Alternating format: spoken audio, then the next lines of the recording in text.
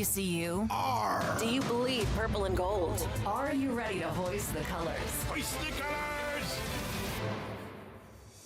It's time for the most in-depth look into the world of ECU athletics. Welcome to Hoist the Colors with your host, Stephen Igo on 94.3 The Game. Watch the show live on Facebook and at 943thegame.com. Here's Stephen Igo. Welcome in. It is Hoist the Colors on a Wednesday, June 4th edition of the program. Excited to be back for another edition of the show as we get closer to Super Regional play this weekend. We may take a look at that at some point today, and if not today, we'll look at it further into the week. But the Pirates, of course, not playing. We've got plenty to discuss on the Pirates front still as players are continuing to enter the portal. We'll have an update there in a minute. And also, wanted to hit a discussion point today on today's show. The 2025 season, one of the more interesting of Cliff Godwin's tenure. And we've heard some talk about where it ranks upon best coaching job Cliff Godwin has done these last 2 weeks. We'll get into that discussion. Where would you rank this season and the coaching job Cliff Godwin and his staff accomplished? I think there's a lot to that answer. We'll break that down and kind of look at some of the other seasons Cliff Godwin has had in the postseason runs and kind of figure out where we rank it because there's a lot of varying factors. We'll also catch up with former ECU second baseman Jacob Starling here in about 15 minutes. We'll catch up with Starr, who was at the conference tournament as well as the regionals. We'll get his take on the season and the postseason run for the Pirates as well. So always good to talk with a Pirate legend. Philip Pilkington is back in the 94.3 The Game studios. He is making sure we're live on YouTube, Facebook, and X. So if you got a comment, drop it there on any of those platforms. We'll get to it. Philip, how you doing on this Wednesday? I'm good, Igo. How are you? I'm good. What does your hat say? Is that a Bird Dogs hat? It is. I'm going to my first game tonight. Okay. So were you given this hat or did you purchase this hat? Somehow there was one in the studio one day, and Michael said I could have it. I want to say maybe they had somebody come in for Talk of the Town a few weeks back, and they dropped off some apparel, so I got the hat for free and thought I'd rep it today, and I was going to head out right after Patrick's show this afternoon. There you go. All right, I need a live report when you get there. I need you to text me, and then tomorrow we'll recap it. I'll ask you to rate their performance in the atmosphere. So, okay, looking forward to that. All right, speaking of rating, the Pirates with one of the more interesting seasons yet under Cliff Godwin. And look, just to kind of give everybody a refresher, this was Cliff Godwin's 11th year at the helm of the program. Now, one of those seasons, 2020, 13-4 start, but you were canceled due to COVID, so you can't really even include that one. But I'm going to run through just the overall record and the accomplishments of each season, and it'll lead us into, obviously, 2025, because I feel like we need a full scope, a full recap of Cliff Godwin's tenure at ECU. So took the job ahead of the 2015 season, Pirates that year went 40-22, made an NCAA regional after winning the conference tournament. Again, that was Coach Godwin's first year in 2015. They went 0-2 in the Miami regional that season. The next year, 2016, the Pirates had 38 wins against 23 losses with a tie. They did not win a conference championship at any point, but they went on a run as a 3 seed, winning the Charlottesville regional in 2016, and then obviously coming up 90 feet shy of Omaha at Texas Tech. The 2017 season, Pirates really were preseason top 10, had more expectations than ever, and it was a disaster. 32-28, injuries piled up. A veteran team really didn't make a run until the conference tournament. They lost in the championship game and missed the postseason entirety. That is the only season Cliff Godwin has missed an NCAA regional for a full season. 2018, 44-18. Pirates won the conference tournament championship, hosted a regional that year, the first host site in 2018. That was, Bryant Packard, Spencer Brickhouse, all those guys. In 2018, lost to South Carolina in the Greenville Regional. 2019, Pirates went 47-18, 20-4 in conference. They won the American regular season.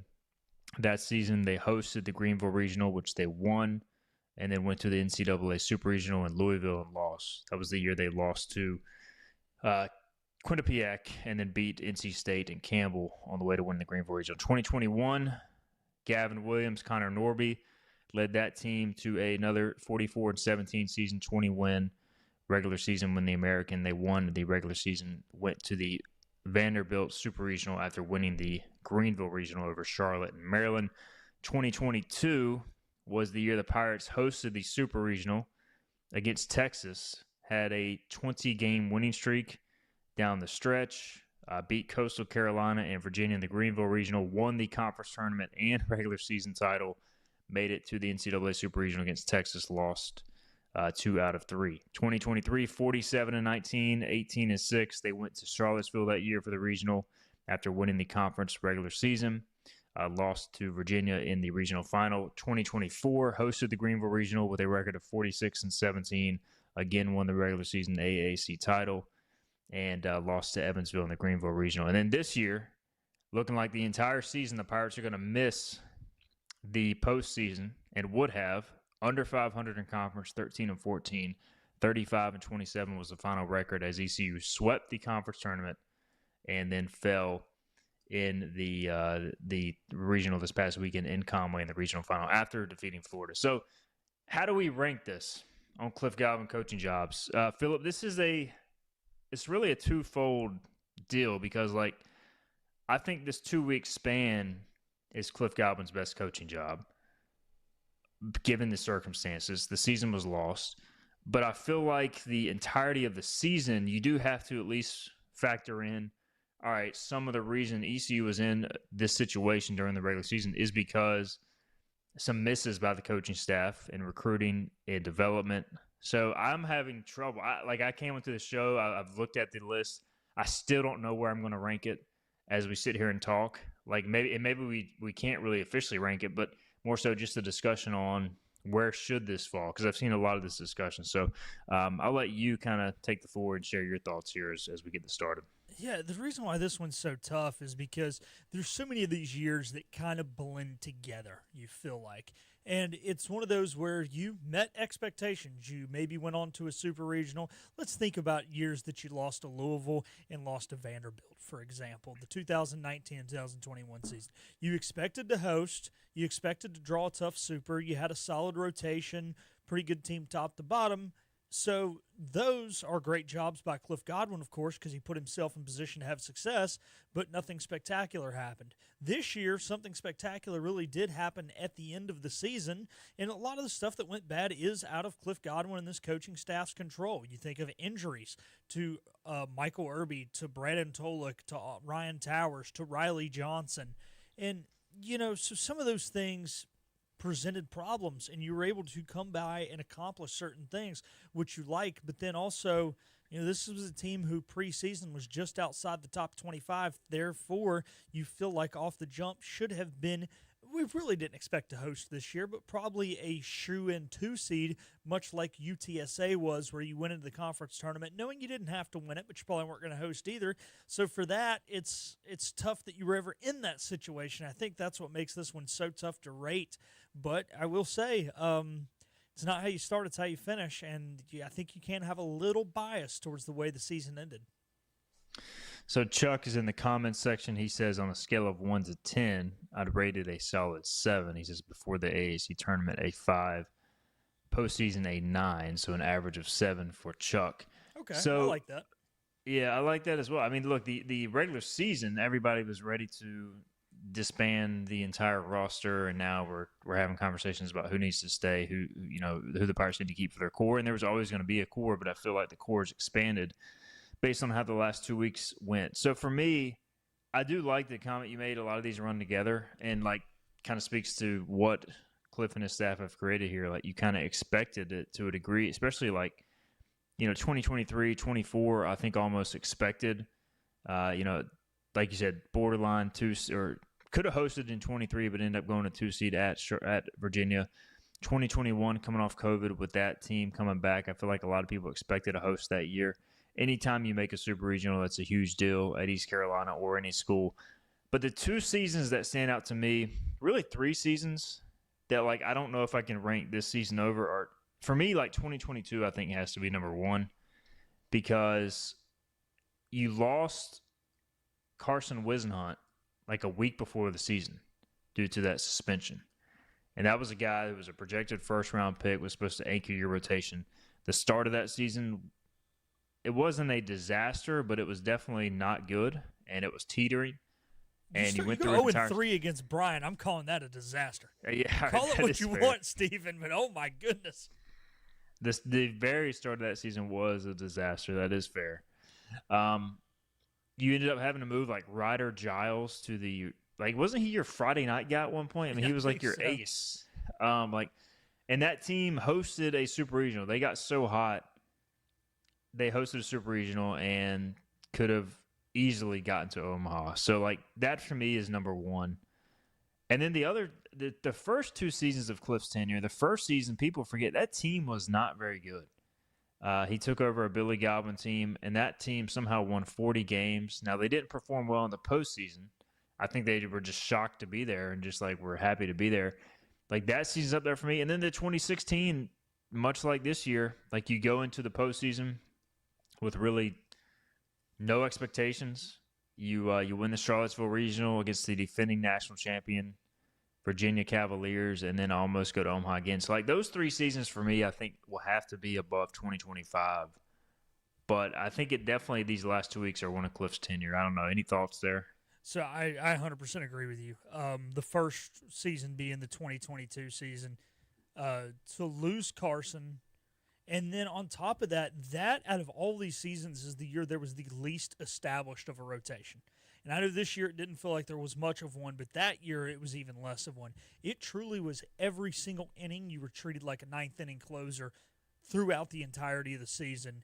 And to go on that 20-game win streak after losing to Bryant, I know it wasn't directly after, but after losing your first 3 games, and to be a national seed. Let's remember, we didn't host the Super Regional because we got lucky because we won our region and then somebody else got beat. No, that was a national seeded team, and I 100% agree with you that had to be the first one. I also agree with you with the second one. To take a team who had missed the postseason each of the 2 previous years, that was projected to finish middle to middle bottom of the conference, and to turn them around in your first year, especially when I think there was a lot difference in Cliff and Billy just in the way they go about things. And this wasn't the era of the portal. You know, you were inheriting a bunch of players that were from a total different coach, and to come in and be the hard butt that Cliff can be sometimes. And I'm not saying that to dog on Cliff, but that's just how he runs his program, and it works, but it's not going to work with every athlete. And those weren't guys he recruited. So to do that, yes, they looked bad in Coral Gables that year, but to get to that situation, I think that was number 2. And then going into this conversation, I was kind of debating the 2016 team and this team almost as the third, really, because like you said, the 2016 team maybe didn't quite catch lightning in a bottle the way this team did, but still to be a 3 seed, to go to Charlottesville, to come out victorious, to perform so well in Lubbock, has got to be up there. But the way this team caught lightning in a bottle, because this team was told the whole year they weren't good, they were too young, and you know there was all this talk nationally, locally, and I think a little bit internally.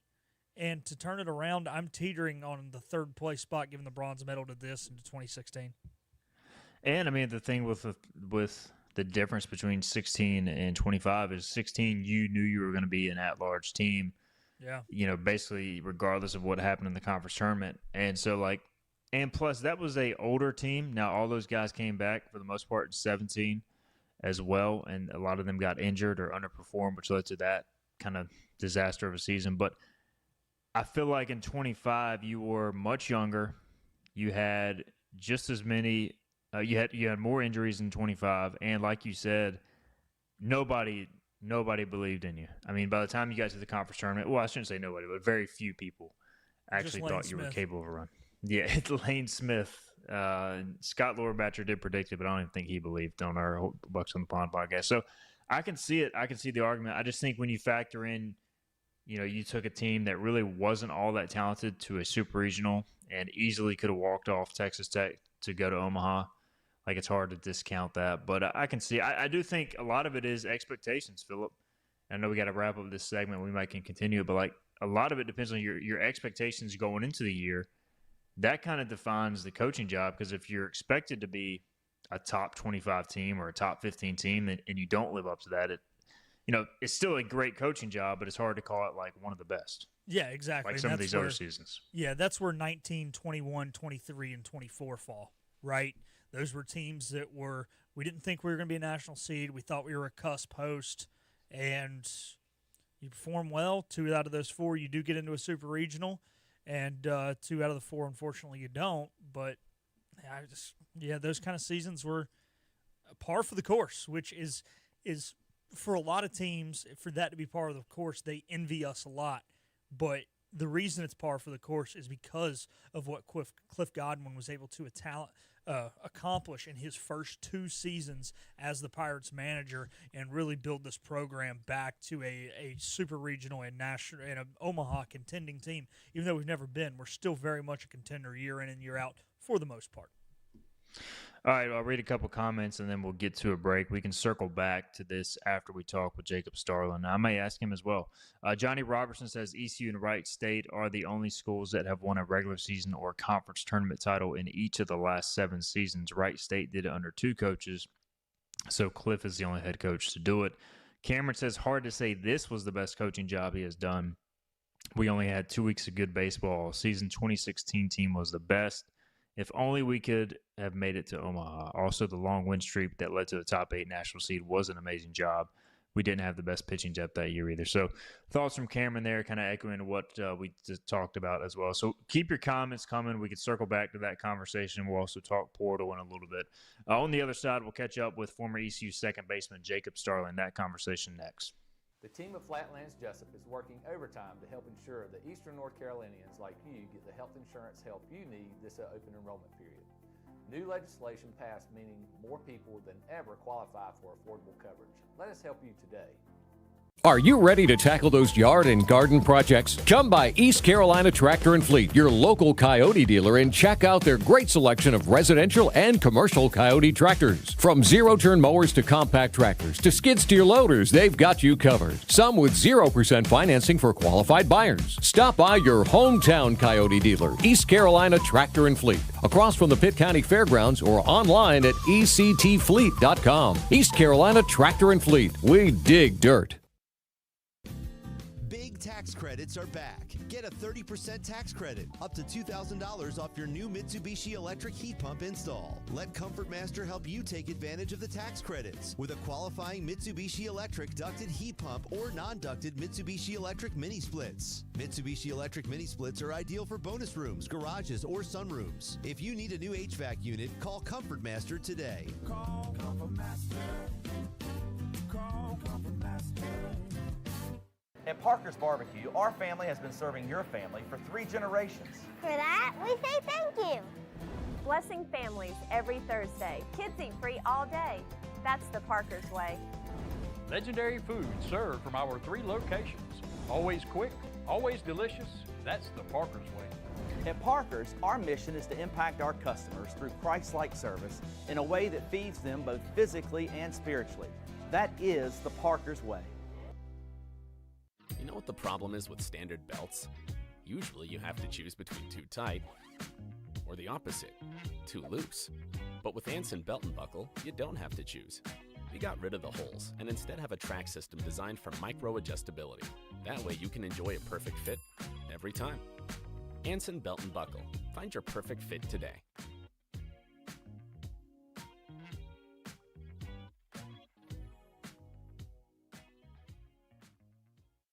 Healthwise Pharmacy rounds the bases with all of your infusion, retail, compounding, and medical equipment needs. Locally owned and operated by pharmacist Marcy Parker, Healthwise has grown to be your most trusted provider for infusion services. Currently providing in-home or on-site infusions in North Carolina, South Carolina, and Virginia.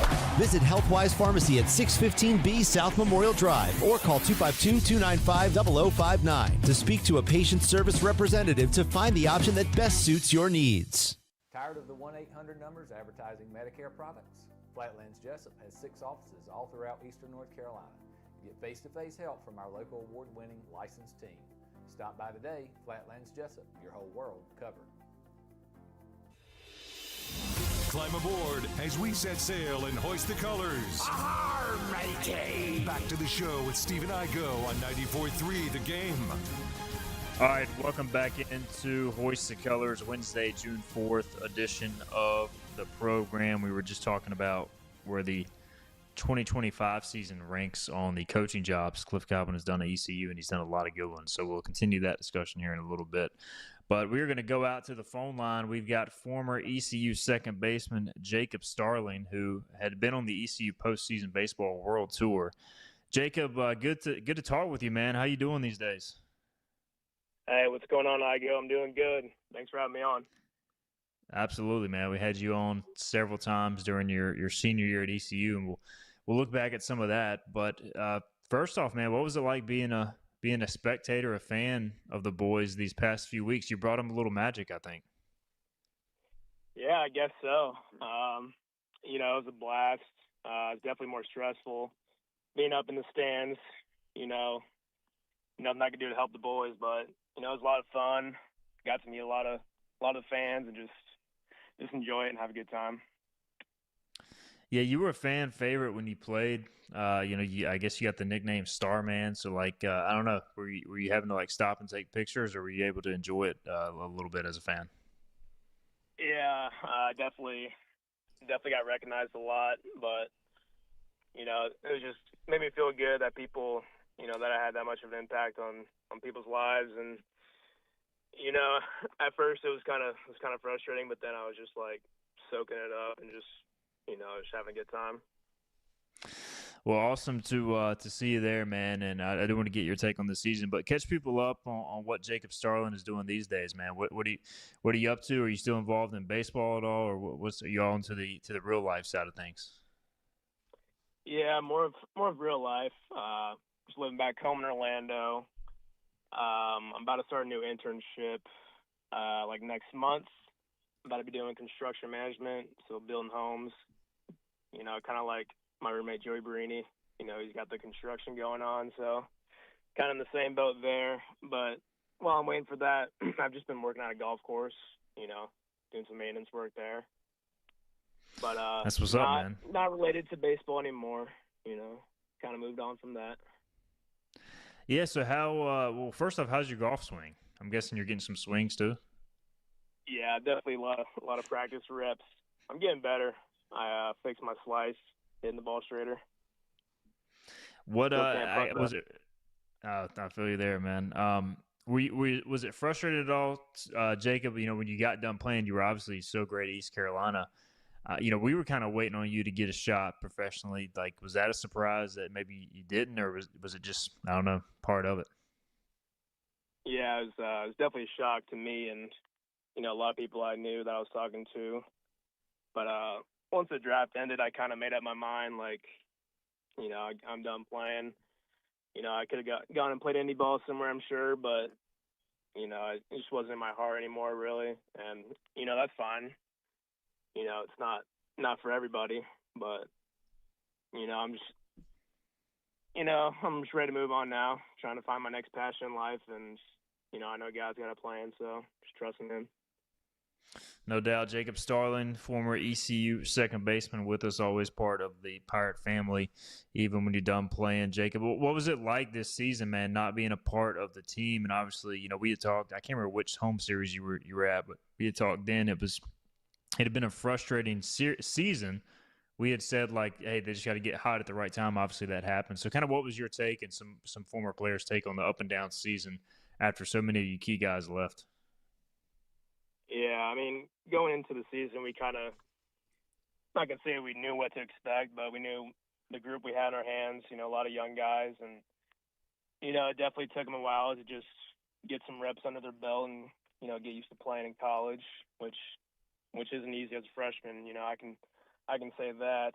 But, first couple weekends, it was tough not being out there. And I know everyone, fan base, coaches are used to, having success, especially early on.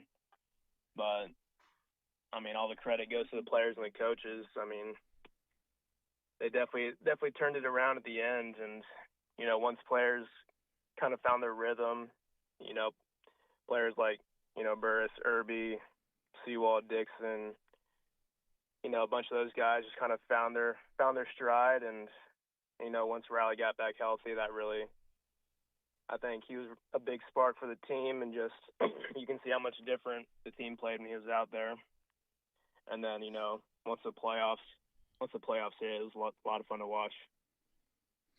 So you went down to Clearwater for the conference tournament. Now, you may have been like one person, like one of like 10 people behind home plate that game. So it was easy to recognize you during one of the games on TV. They even showed you on the broadcast, like hanging out in the outfield a little bit at one point. But I don't know, what was it like in Clearwater first, just kind of being one of probably the few Pirate fans there, just because like it's so far away from Greenville?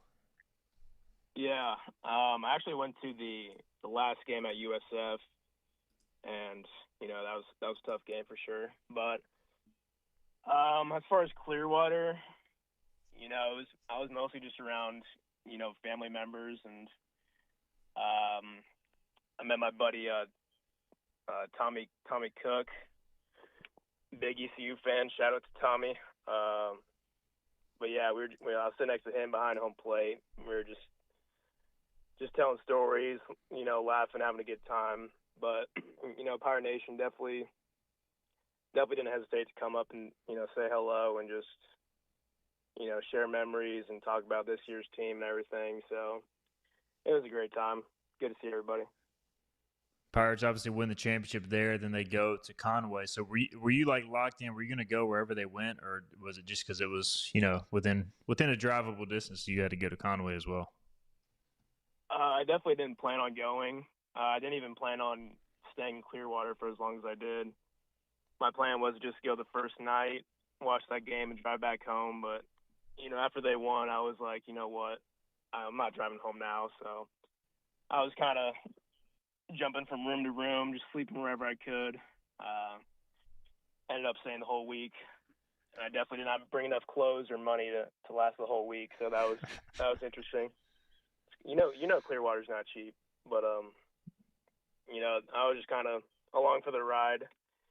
And then, the championship ended and all the fans were telling me, you got to come to the regional now wherever we go. And I was like, I don't know. Hopefully it's, Coastal or UNC or something like that. And then after they won the championship, I was ready to just go back home and get back in the rhythm and, take care of the things I need to do. And then Joey Barini texted me. It was like, hey, man, my beach house is 30 minutes from Conway. Do you want to come up, stay for a couple of days, go to some games? And I was like, well, yep, I definitely do.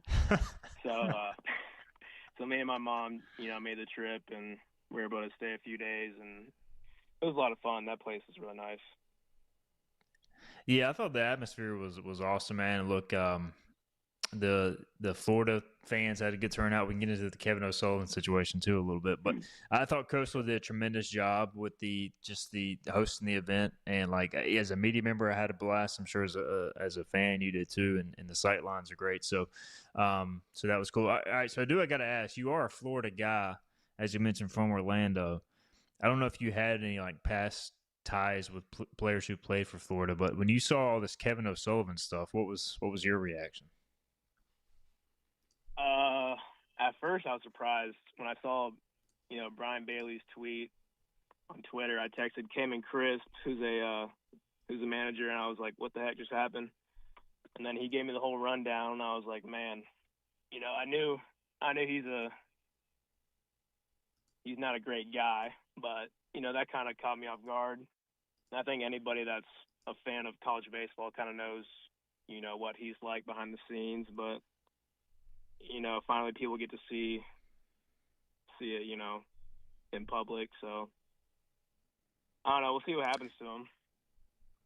Yeah, I've heard there's some discussions about, I don't know, potential suspension or fine. We'll see what comes out of that. But hey, man, it motivated the boys. And look, ECU did not win the regional. That was the ultimate goal. But pretty satisfying, I have to say, to see ECU take it to an SEC team twice. So what was your take on Pirates whipping up on the Florida Gators? Yeah, for sure. Obviously not the result we wanted, but, with that group, that team, nobody expected them to be where they were at. And for them to, come out and just, represent the program, represent the school, and, put on a show for the fans. Like I said, nobody expected them to do what they did in that regional or in the tournament. So, I'm just super proud of them, and, it just shows, like, how special that group of guys is, and they just stick together. They can be a special team for years to come. Visit with Jacob Starling, former ECU second baseman. Star, you had a number of big postseason moments and clutch hits at ECU we talked about over the years. Just, as you look back at your ECU career, like, I don't know, do you ever relive those things? Is there a moment or two that you'll just never forget, or is it just the totality of it, the relationships, all that? Yeah, definitely going to remember all the memories, and, especially watching the games, just like, I don't want to sound like one of those guys, but just takes you back, to my, my playing days, and just, I miss that competitive feeling, and, that's the thing I miss the most, just going out there and just competing, especially in the playoffs, like when it's do or die, games on the line, that's the feeling I'm going to miss the most for sure. And speaking of raising up those moments, we saw, like you said, like Austin Irby, Norby, guys step up in those moments. And look, I'm hearing a lot of, NIL, all this stuff. You were, towards the end of your career, I'm sure you had to deal with it too. Like, what would you say to maybe a player who, maybe isn't sure if he should stay at ECU or not? Like, why should, if you had to give a sales pitch, why should you stay at ECU, build something special here versus maybe go get paid somewhere else? What would you say to that player? I'd say, what do you value more? Do you value, relationships and,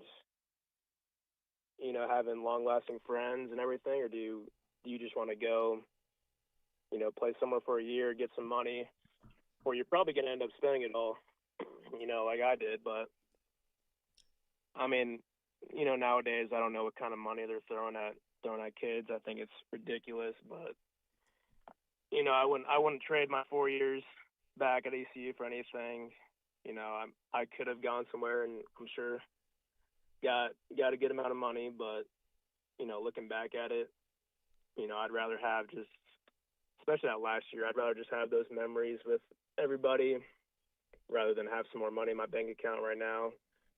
And when you look back after 4 years, I can guarantee you it's going to be worth it, that you'll be glad that you stayed.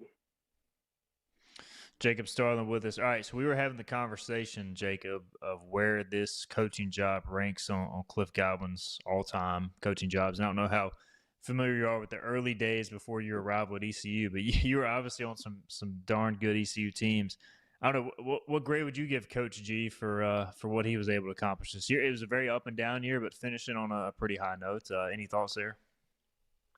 Yeah, for sure. I mean, we all know how Cliff is. We know it wasn't easy for him, and back in 2022, I think people forget how much drama that team had. I mean, we lost Wisenhunt like a month before the season started, and then we started off like 14-13 or something crazy like that. Got swept opening weekend, and at some point everyone's got to flip a switch, and you got to just take accountability. Like, this is your team. How do you want to be remembered? And, Cliff does a great job of, telling each team that, you're writing your own story. Like, 2025 team could have had a much different story than they did before Clearwater, but, they were able to just, come together, and, all those players are going to remember the run they had after such a crazy season. So definitely give a lot of credit to the coaches and the players for just, believing and, writing their own story. For the record, Jacob, that was Philip and I's number one pick was the 2022 team. So I'm with you there on best coaching jobs, but that was a heck of a season. Jacob Starling, man, we appreciate the time. It was awesome to catch up. We'll get you back on again down the road, man. And I know you're busy with the professional life and everything, but always great to catch up with the Pirate legend. And maybe next year, wherever the Pirates go, hopefully in Greenville, hopefully Greenville Regional, we'll see you again, man. Yeah, I know. Everyone says that, Coastal Stadium was right up there with ours in the postseason, so I got to experience a Greenville Regional as a fan. The atmosphere, it will top Coastal's. I can promise you that. It may not be as glorious, the sight lines and the boardwalk and all that, but there's nothing that beats the jungle during a regional, man. Well, hey, appreciate you hopping on, Jacob. Yeah, appreciate you, Igo. You have a good one. You too, man. That is Jacob Starling, one of the best Pirates second baseman in the program's history. Always good to talk with the star man, Jacob Starling. All right, we'll come back. Philip Pilkington and I will continue on with the discussion about Cliff Godwin, the coaching job he did. Also have a update on the portal, who's in. We'll discuss that for ECU baseball when we come back. This is Hoist the Colors. Hey, it's Jim Wells again with Wells Roofing and Gutters here in the beautiful community of Lindale, Bedford. At Wells Roofing and Gutters, we believe in quality first, and that's why we use CertainTeed shingles, which are manufactured in Oxford, North Carolina, a local company. In the event you ever do have a claim or a problem with your roof system, they're local and they come and take care of us in a timely manner. We could leave off some accessories and we could certainly save money, but we believe at Wells Roofing and Gutters in installing the correct way per manufacturer requirements, and we warranty your roof both in-house and also with our supplier, who is CertainTeed. For a job Wells done, no shortcuts taken, and a good quality job on your home, give us a call today, 252-227-8403. We also offer financing, 12 months, no interest, no payments. This is about you, your family, and the health of all who live in Eastern North Carolina. This is about the transformation of a health system into something more powerful and more human, about creating new ways to treat disease and keep you well. This is about ECU Health, which is to say, it's really all about you. ECU Health. Minds, hearts, purpose. You have a choice when you invest in insurance, and when you choose First State Insurance Advisors, you're working with people you can trust. Clark Stallings has deep ties in the community. His team, including Keaton Smith, Regina Asby, Phil Leyva, Max Joyner Jr., Max Joyner III, and Ginger Smith, provides knowledgeable and professional advice. First State Insurance Advisors is an independent insurance agency. They offer all types of personal insurance as well as various types for business. Call or email First State Insurance Advisors today. We want to be your trusted choice agency.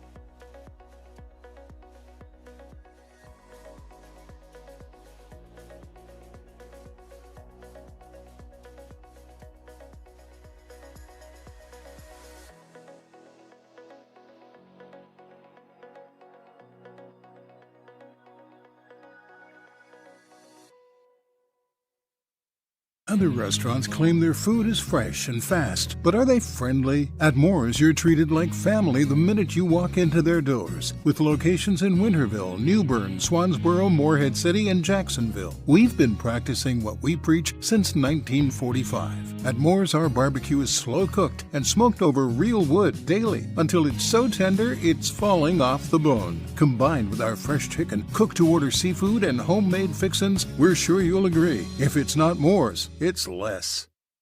The Pirates play here. This is Hoist the Colors Radio with Stephen Igo. Yes, that was so good. On 94.3, The Game.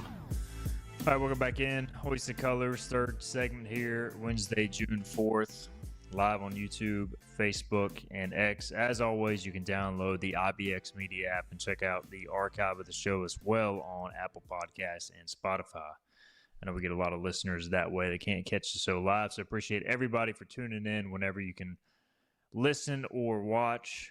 And Philip Pilkington producing today back in the 94.3 The Game studios. Philip, man, how awesome to catch up with Jacob Starling. Like I mentioned it after the game on, I think, Sunday to the seniors, like with Jake Hunter and those guys at the press conference. Like, it's different covering ECU baseball because I feel like these guys are like intertwined forever.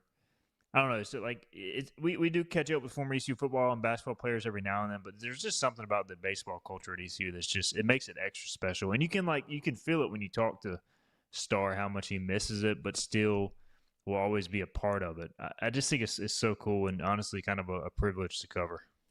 It is, and I think part of that is the culture, but part of that's just I think it's a little easier with baseball specifically. You know, basketball and football, it seems like the players are a little more excluded from the fans post game. And just the fact that there is less games, I think the fact that you can kind of go down there and talk to the players after the game, they by default develop maybe a little bit more of a relationship with the fans.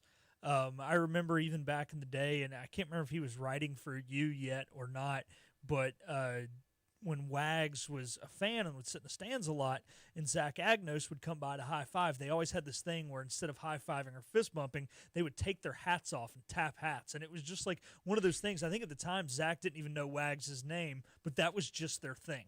And I think a lot of different Pirate fans, when it comes to the jungle jump and just some of the other things that you get to do with baseball, and, you know, you think of the Zach Agnos story with Reed, you know, meeting him at Moe's and then becoming his introducing him at games. There's just something about it, too. And now part of that is the culture, and part of that is the type of young men we recruit and Cliff Godwin and all that. But I do think baseball, we have more of a personal opportunity as fans to get to know the team, and that's why they feel more connected to Greenville, because they actually come back, and maybe they don't know every fan's name, but they see a lot more familiar faces, whereas football, you got the helmet on, you're on the sidelines, you're very excluded, and then basketball even, they funnel them through the tunnel, and then you don't see them anymore after the game. So I think that's got a little bit to do with it too. Definitely a fair point, for sure, and good thoughts there. It's just awesome, and just like, you know, Starr and Barini coming back to this regional and probably future regionals. You know, saw Jake Washer there as well. I'm sure there were other Pirate or other former Pirate players in attendance. It's always cool to see. Like next year, we'll probably see Riley Johnson and Jake Hunter if they can make it back. So it's just always cool to see this stuff. Graham Till on Facebook says, refreshing conversation with Starman. He says, my cousin Brooks Bryan could have left Troy after an All-American season and taken big NIL money, but instead was loyal to his coaching staff that helped him grow as a player and great human being. Starr is a wise young man and gets it as well. So some thoughts there from Graham. And yeah, I'm hearing that the revenue share money, you know, kind of last year you had NIL involved in baseball, and the SEC schools were paying these players a significant amount of money. I think now with the revenue sharing kicking in, and it's only 5%, but you think about how much money these SEC schools are making, they're going to put that 5% in the baseball. And that is a lot of money they can now spend on top of NIL. And so you're going to see the numbers tick up in baseball. I do know ECU is going to spend some revenue share money on baseball as well, so that'll help. But I think you're going to see even more. I've heard, and I can verify, that there's been at least one SEC school that's already tampered with a significant ECU player that's on the roster. Like, this stuff it's a problem until the NCAA polices it. We're still going to continue to get these issues that come up. So I don't know. It's refreshing when guys stay their whole career, and I think you'll still see it more at ECU baseball for the reasons Philip mentioned with the families and the fans. It's more of a true culture, but you're still going to have guys like Lance Williams and maybe others in this class that leave, whether it be for money or other reasons. So here's your latest ECU baseball transfer portal update. A lot of names that I'm about to say here, I would still say Lance Williams is your only surprise at this point, a guy you would like to keep from your core, but here's the full list. So ECU baseball transfer portal entries are guys who have announced their intentions to enter. Jaden Winter, Trevor Jackson, Tyler Brashear, Dawson Kerr, Jason Janesco, Neil Griffin, Michael Irby, Drew Downs, Keenan Bowman, Lance Williams, Ian White, Roger Vergara. So I think Vergara is the only new addition to that list since yesterday's show. He was, of course, a backup infielder, left-handed hitter off the bench. But we had the draft yesterday, Philip, of guys you ideally want to keep. None of those players, outside of probably a Lance Williams, we would have drafted, but he had already entered the portal before the show started. None of those players have hit the portal. I do know there's some negotiating going on. But as of now, I feel pretty good about it. I feel pretty good. You'll never say never until the portal is closed, which won't be till July 1st. But, like, if you could somehow make it through the portal with just losing Lance Williams and maybe some backups, like I think ECU fans should be thrilled. And even if you lose maybe one more guy, I think you're going to be okay. Yeah, I think you are as well. Look, there's going to be teams everywhere across the country that lose a couple guys they don't want to lose, right? And one of the benefits, though, to this season is you are going to naturally lose 4 guys max. Obviously, Jake and Riley are inevitable. And then, Dixon and Ethan Young are probably draft guys. So say you lose those 4, you lose Lance, and then you lose one more. That's 6. 6 is not a big number this day and time. And even prior to the portal, there were times where East Carolina baseball, just due to the draft and seniors, has lost more than 6.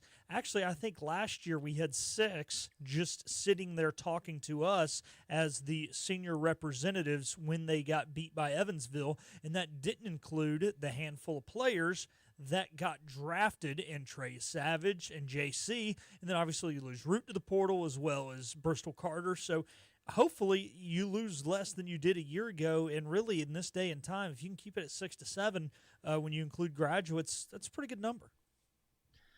And I think it's going to be a case most years ECU has far more players that are projected to be on the roster than the number allows, and that's how you want it. If you're a good baseball program, I don't want to call it open tryouts, but you do need that competition in the fall where guys feel pressure to make the team. And when that happens, you're going to get the most game-like performance you are from a guy who's trying to make the team. And this happens at major programs across the country.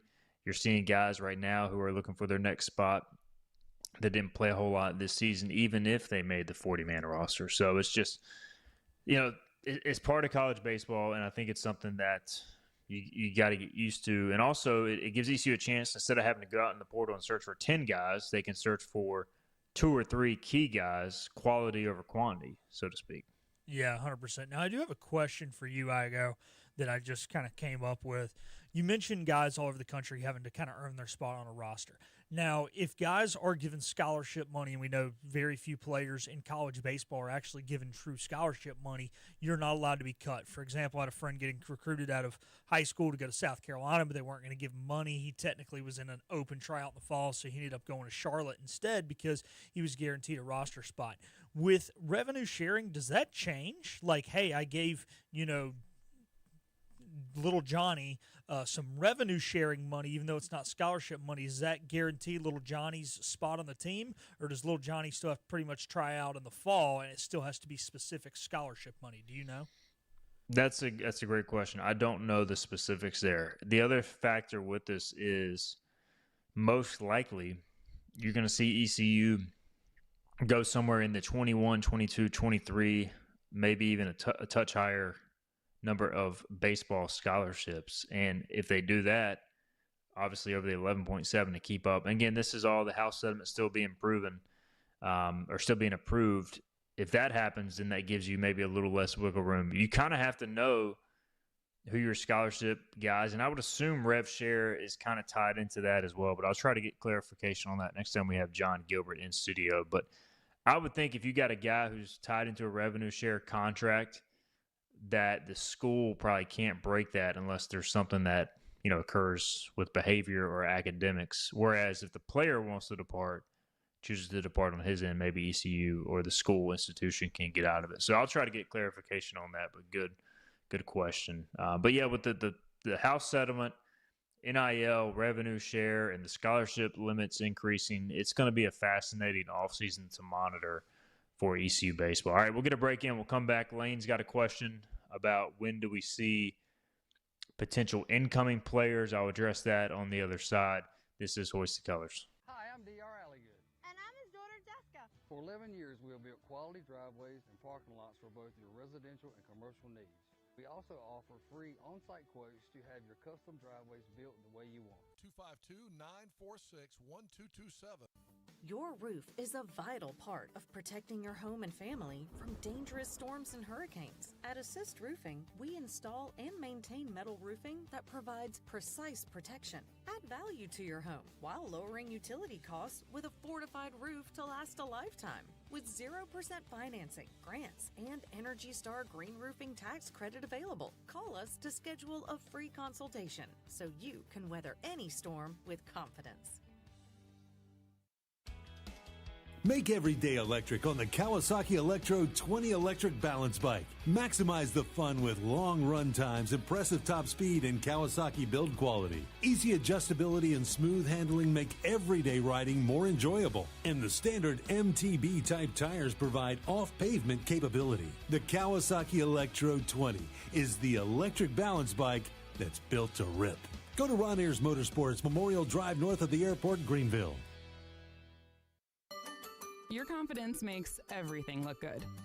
You see the world in vivid color, not black and white. Swing through your neighborhood Fantastic Sam's cut in color and let our experienced stylists take you from everyday to extraordinary. Fantastic Sam's hair salons are locally owned and operated. Our full-service salons are conveniently located in Goldsboro, Kinston, Greenville, New Bern, Jacksonville, and Calabash. Stop in today at Fantastic Sam's, where the possibilities are endless.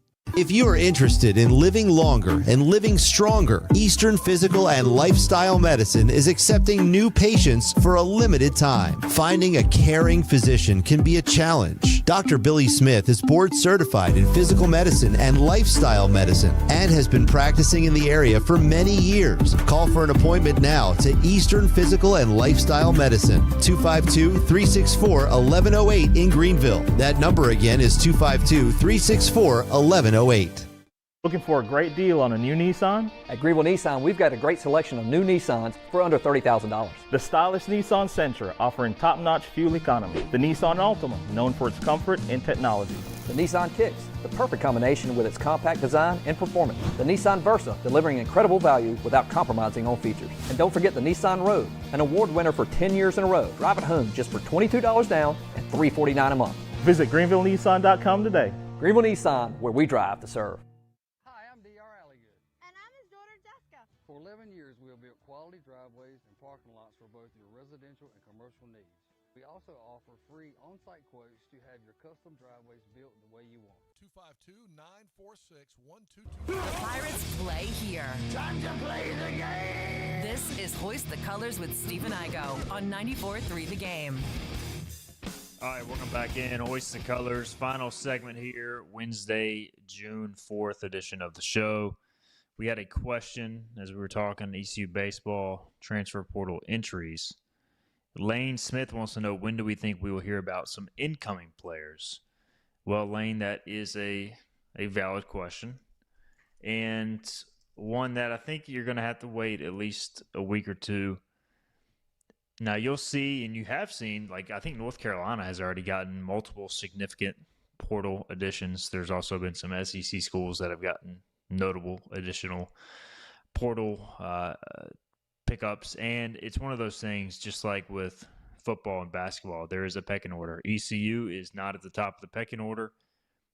The big schools with more money, they're going to get first pick on elite players. I'll say this, if a guy enters the portal with all conference accolades, 25 home runs, 20 home runs, 18 home runs, like, I just would be surprised if ECU's able to land that caliber of player. It is just that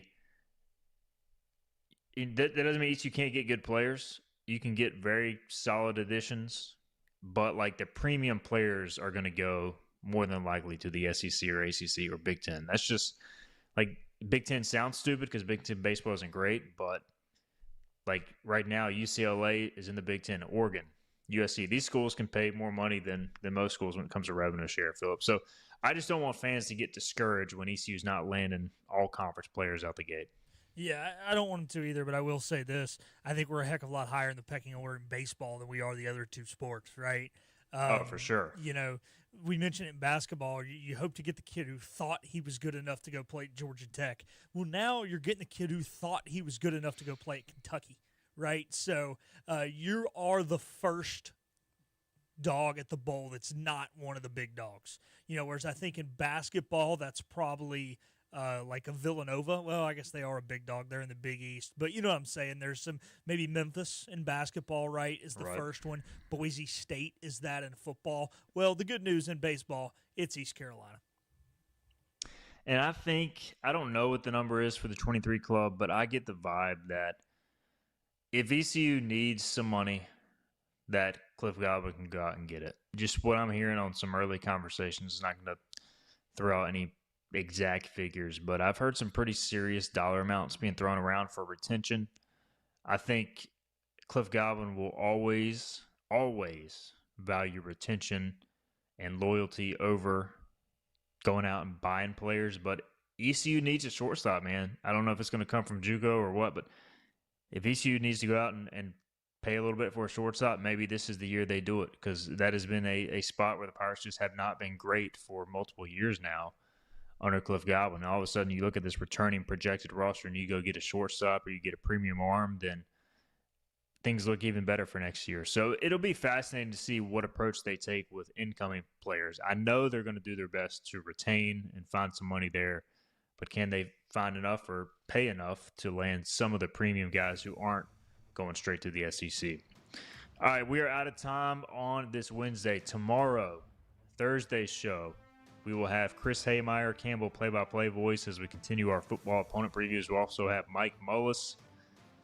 He was in Conway. We'll get his take on the regional and off-season Pirate baseball as well. Shout out to Jacob Starling. Great to have him on the show. Also appreciate Philip Bilkinson as well. We'll be back 12 noon on Thursday.